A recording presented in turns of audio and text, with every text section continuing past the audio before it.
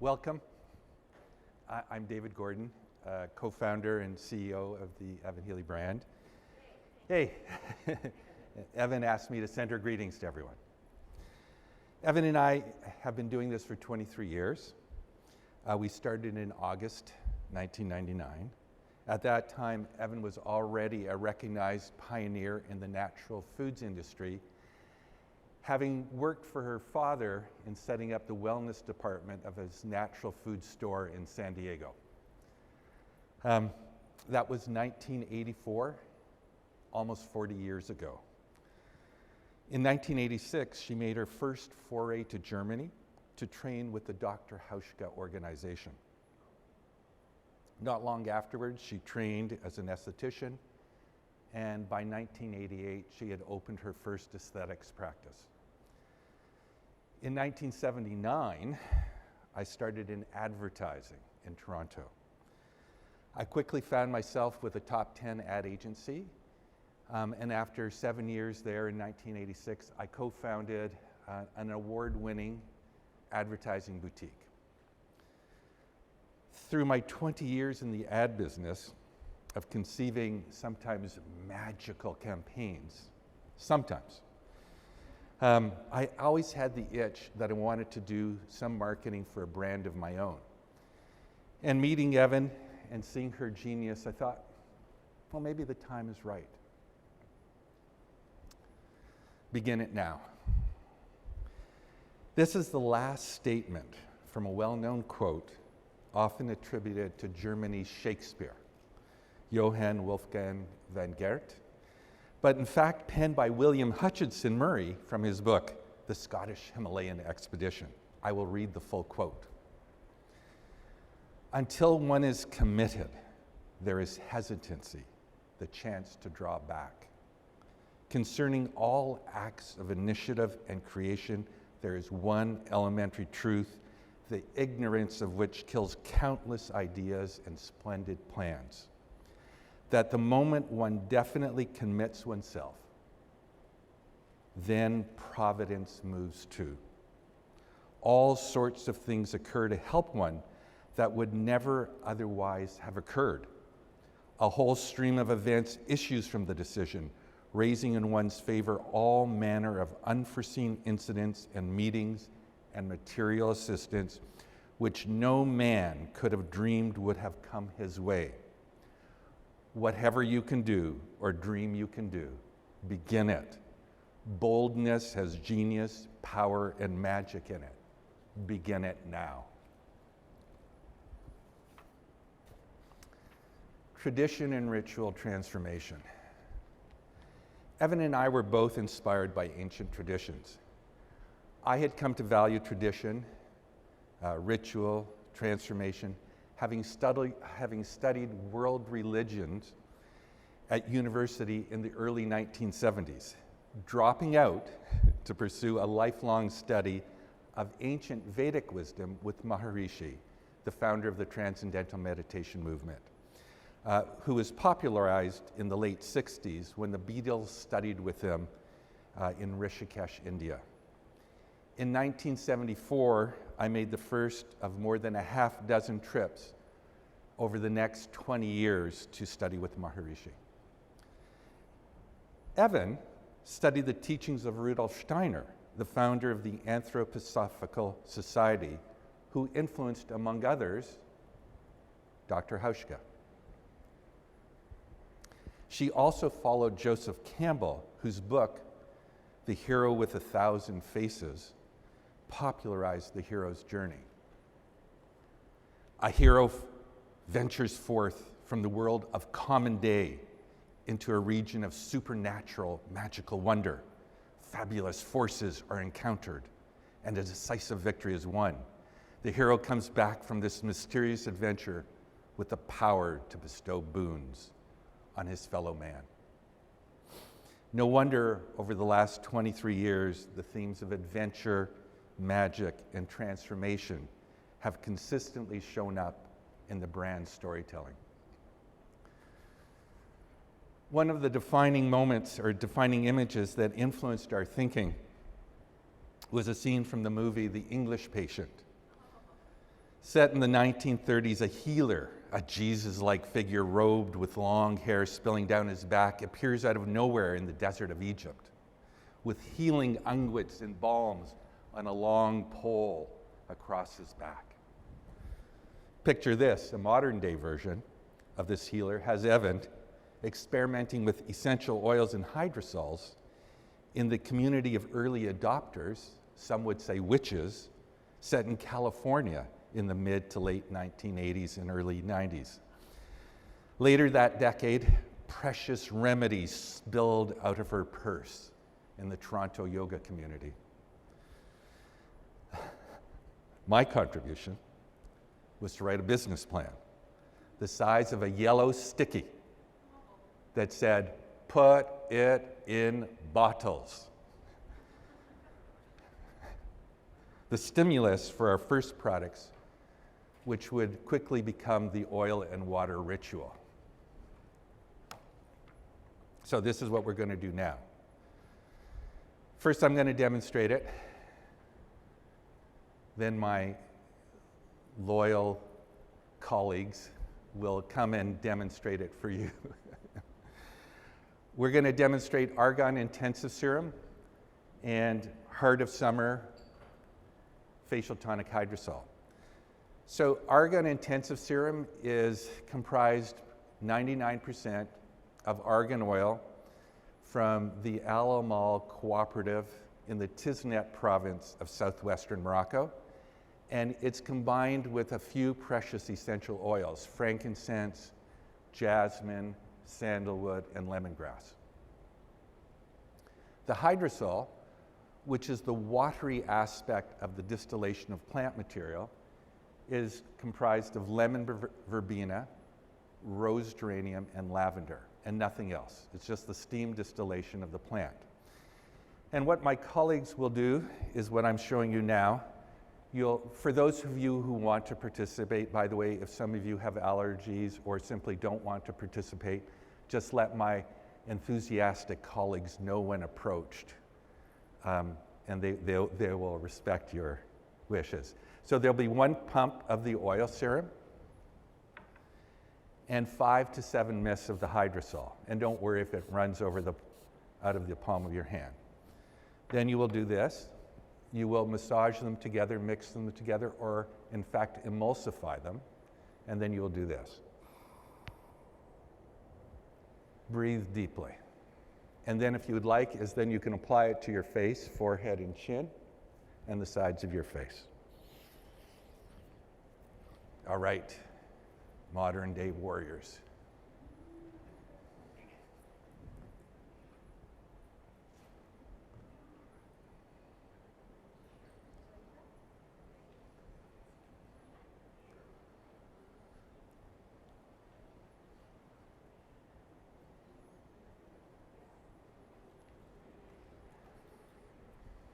Breathe deeply.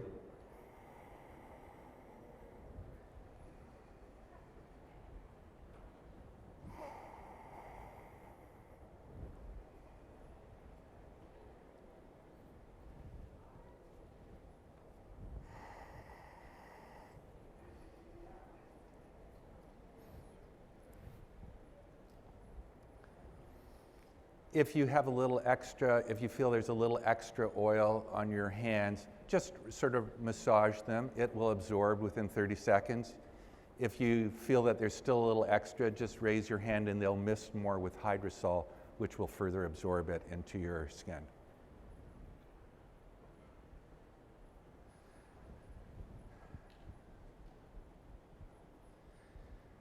How was that? Good. Did you notice that when you breathe deeply, you sensed a connection to the land? Great. Why is that? You're absorbing 100% pure, vibrant plant energy, and in that moment, in that breath, each of us viscerally connects to the land that our plants come from. And this is interesting, because in some very real way, that connection that has transformed plant material through the alchemical process of distillation into life energy, life force, transforms you. And as a result, we can and have been, in our own small but significant way, moving the world in this manner.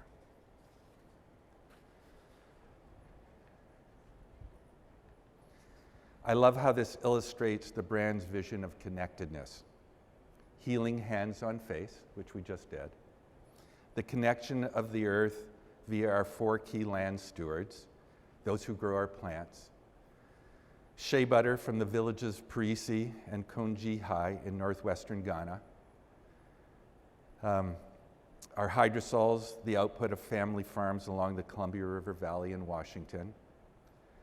Our rose hip, wild harvested from 25 farms and ranchos in the Bio in Chile. And our argan, which we just sampled from the Alamal Cooperative in Morocco. Let's explore how all this came about through serendipity and happenstance. Ghana, shea butter. This story starts around 2005, 2006. Evan had been working with shea butter from East Africa and had been struggling with consistency. One day she mentioned that there was a woman by the name of Gifty Surba, giving a talk at our local Whole Foods market in Toronto, and would I join her? So one evening we settled into a classroom in Whole Foods and took her in, Gifty. And I might say there was a lot of magic to take in. With her vibrant, charismatic personality, she engulfed us with her story. The story I am telling now is not exactly the story she told that night, for her presentation was focused on Shea. But over the years, as I came to better know her and her husband, this is the story that emerged. From a tiny village in northwestern Ghana, she was one of several daughters of a tribal elder. In her teens, she journeyed to London, England, where she attended school. After studying in London, she ended up at Carleton University in Ottawa, Canada, where she met a farm boy from Saskatchewan, a Canadian prairie province. They married. Along the way, the farm boy, Wayne Dunn, later Professor Dunn, graduated from Stanford. The couple moved to Vancouver Island. And on a trip to see her family in Ghana, she asked what gifts could she bring them from Canada? And they responded, we don't want anything from Canada. What we want is for you to take our shea butter and sell it in Canada. A trucking-sized container was packed with shea and shipped to Canada. Gifty applied her spark to creating a line of shea butter featuring blends of essential oils, which brought her on a tour of Whole Foods, including one in Toronto, where Evan and I were living at the time. After her talk ended, we stayed behind and chatted with Gifty. Evan shared our product challenges, stability, and product not holding its shape.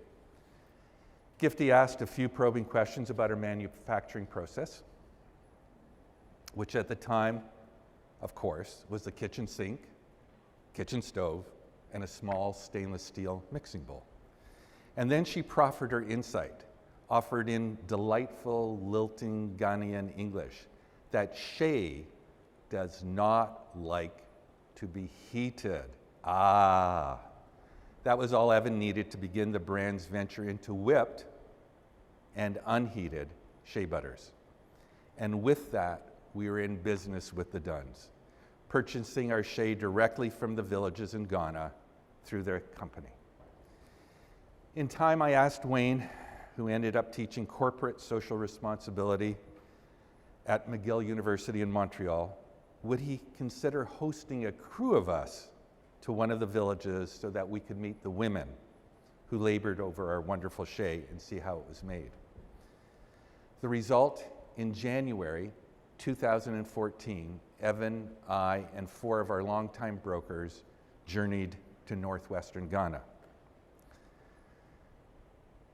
Here we have Wayne, Professor Dunn on the right, his son Kabori on the left, now attending an American university on a hockey scholarship, a true Canadian.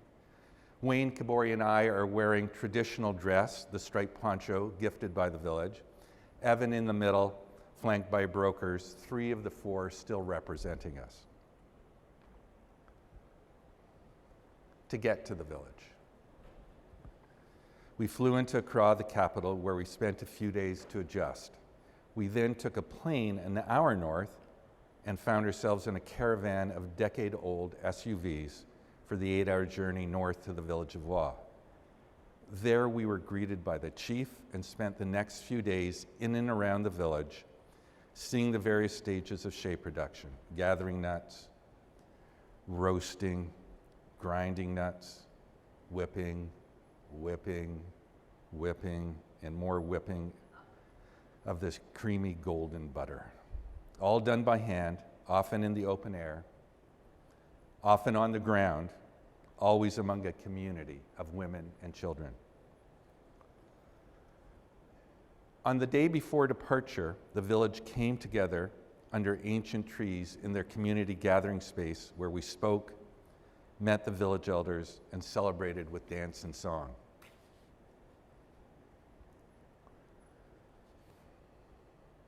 As part of our 15-year history, we've invested in their community, providing school uniforms, a grinding mill shed, and environmentally friendly roasters.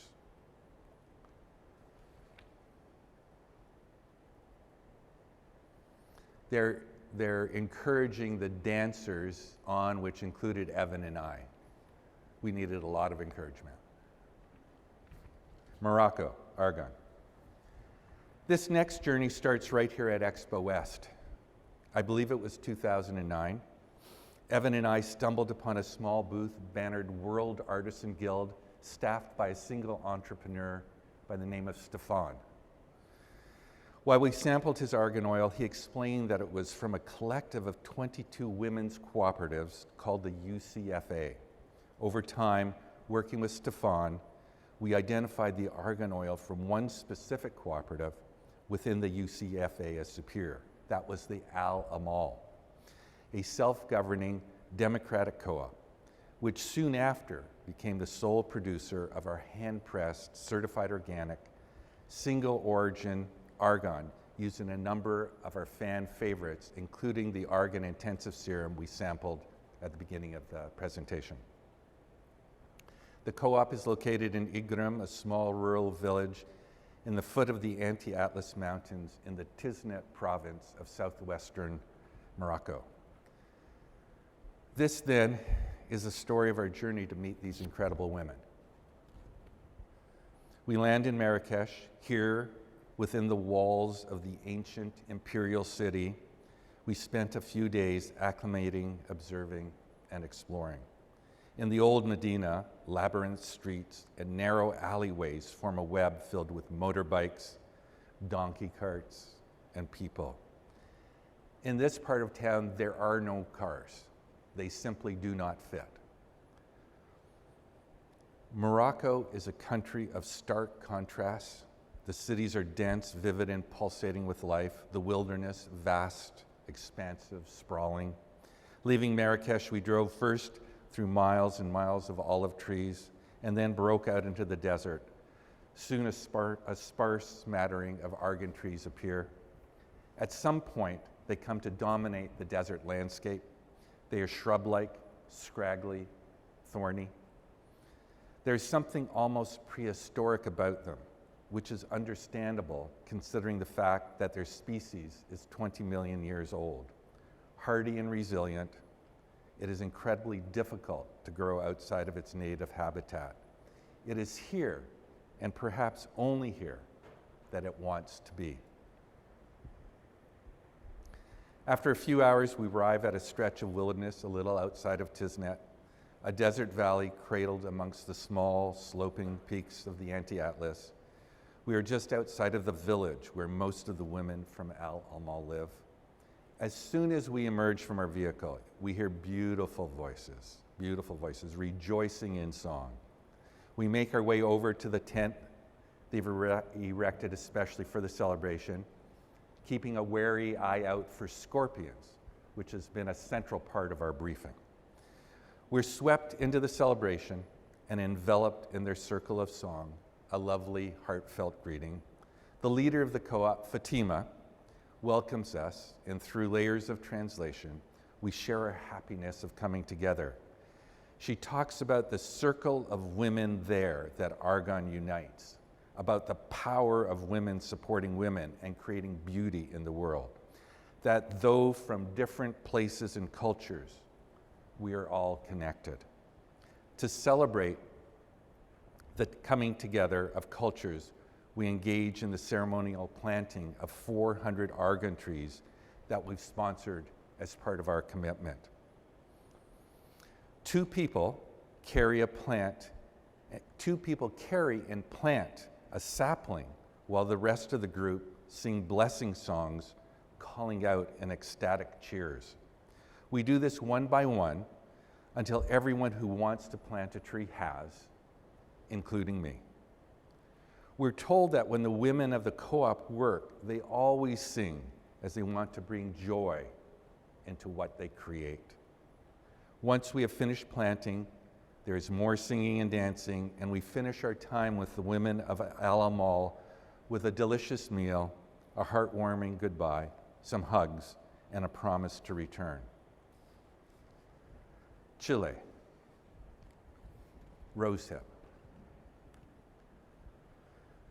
In 2018, a few of us traveled to the Biobío region in central Chile, known for its wineries, fishing, and abundant pine forests. Here we are with our host, Mauricio, pictured in the middle, along with the rest of our team. Mauricio's role is central to everything, for he coordinates the rosehip collecting crew with the landowners and the oil producers. He's grown up in the Biobío and over his lifetime has come to know the dozens of ranchers and farmers in the region. It is on the land of these very ranches and farms that our rosehip grows wild. These farms and ranches do not harvest the rosehip. Mauricio has arranged for a team of collectors to harvest the rosehip bushes a few weeks each year, providing a little extra income to the ranches and the abundant wealth of the rosehip to us. Mauricio works with over 25 farms and ranches, spanning hundreds of thousands of acres to coordinate the harvest. He is the thread that ties everything together: landowners, collectors, oil producers. Harvesting the rosehip berry is a labor-intensive process. The collectors wear thick, heavy protective gear. It's a long day of hard work that the collectors perform day in and day out. This day ends with a meal of Chilean sausage and steak, mate and cake. Though we definitely did not do the hard work, witnessing it was enough to build an appreciative appetite. United States, Hydrosol.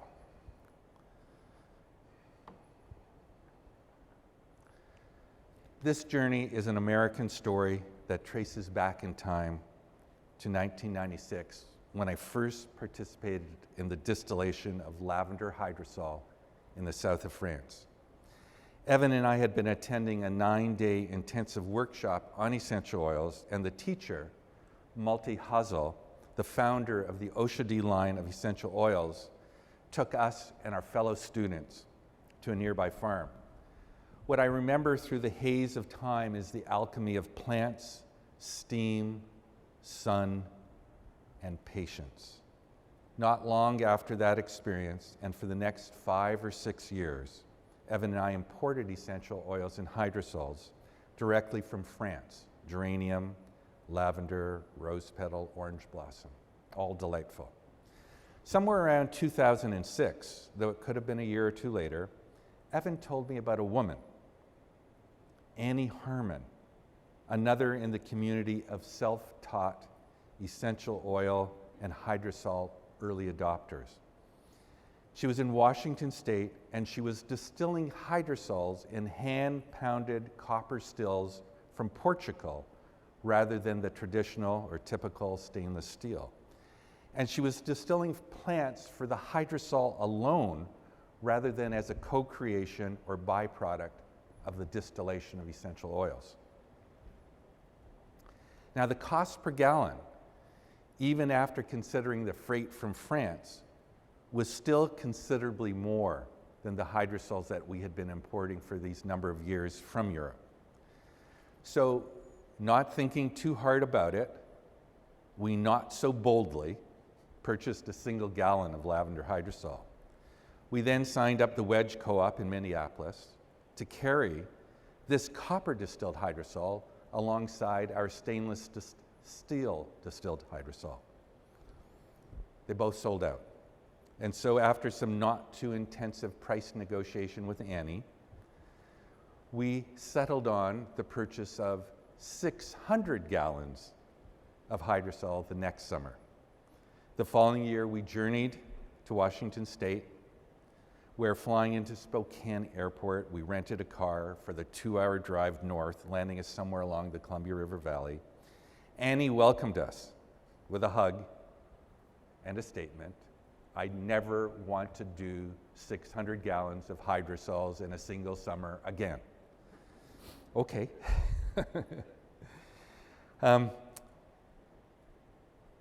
Now stay with me. Judd was introduced to, so just stay with me, which is how we ended up with Judd and Ann Carlton.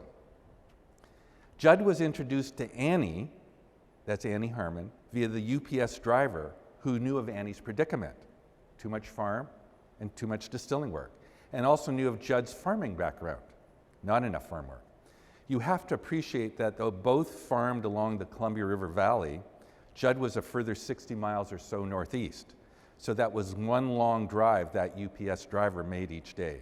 In any case, Annie first had Judd and Ann, the Carltons, grow plant material for her to distill, and then later trained them how to distill before introducing us to them, at which time she sold them, the Carltons, her business, which left Judd and Ann Carlton, the new owners of Morning Mist Botanics, and Evan and I, business partners, which we couldn't have been happier about. For it's been their friendship that has allowed us to bring so many of our colleagues to their farm over the past decade. Starting in 2011, we've been bringing our extended team to their home to participate in the annual distillation. It's a truly grounding experience. Returning always feels like coming home.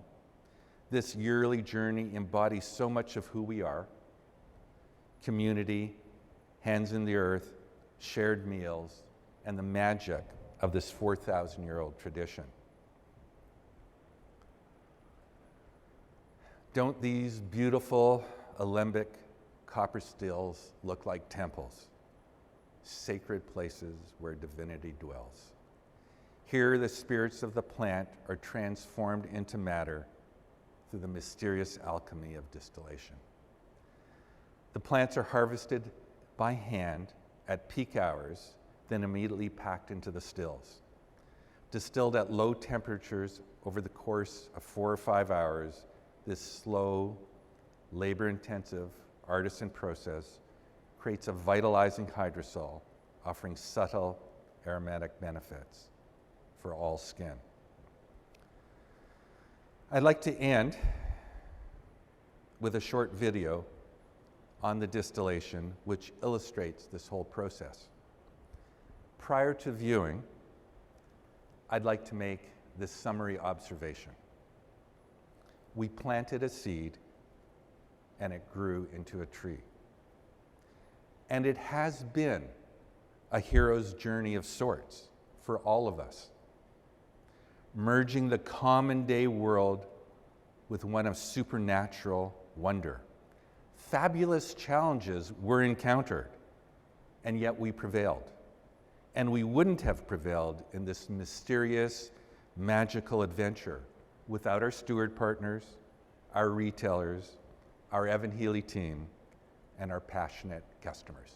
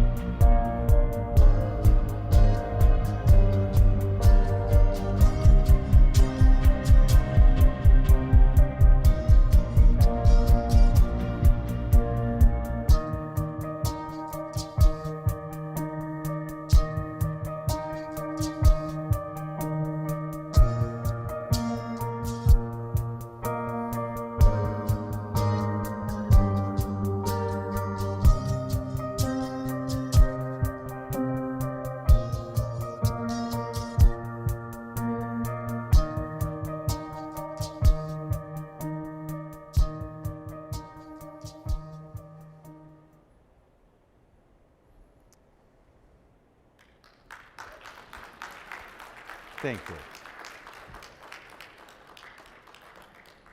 Do you guys have any questions or want to ask anything or comments? I know we probably have a few minutes. Do you know what time it is? Great. I'm happy to answer anything I can.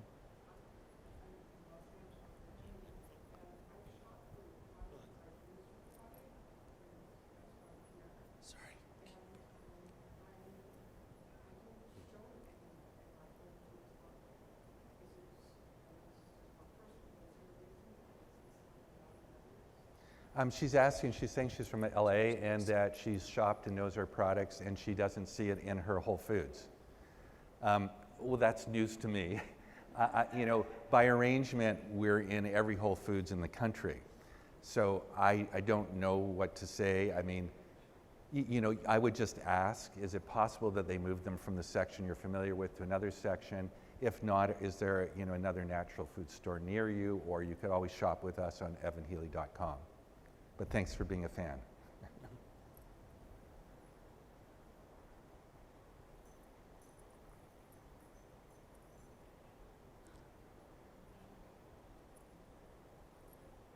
Hey there.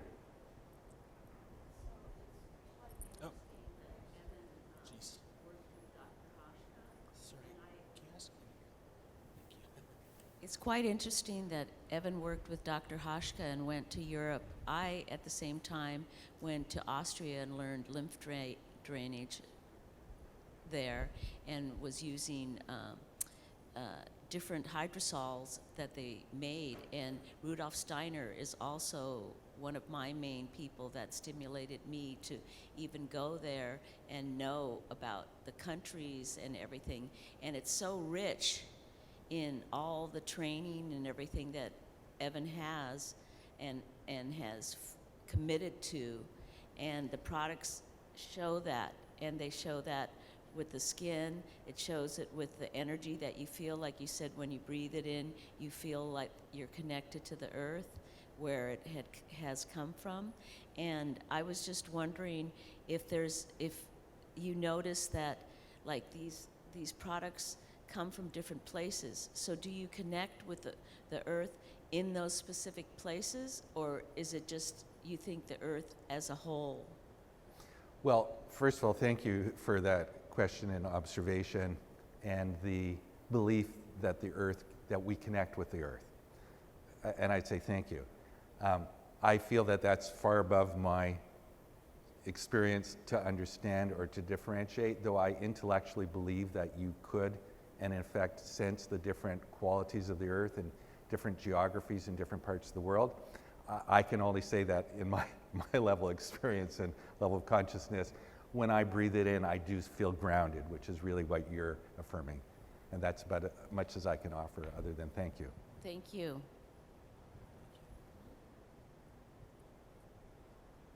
Hey. Hi, it was so wonderful to hear your story. How would you say that some of those beginning stages of your background and Evan's background impacted maybe where you guys are today, or the formulations, any of those values or that come through into the business today? So you're asking how our story impacted the formulations? I'm thinking of some of the elder teachers that you mentioned. Yeah. Steiner, Yeah. Maharishi, Dr. Hauschka, or if Yeah. there's any of that is showing up today. I don't know what the answer is. I can only tell you what comes to mind. Okay. I think that both of us were moved by life's experience, and life's experience came to us in the personification of a teacher or teachers.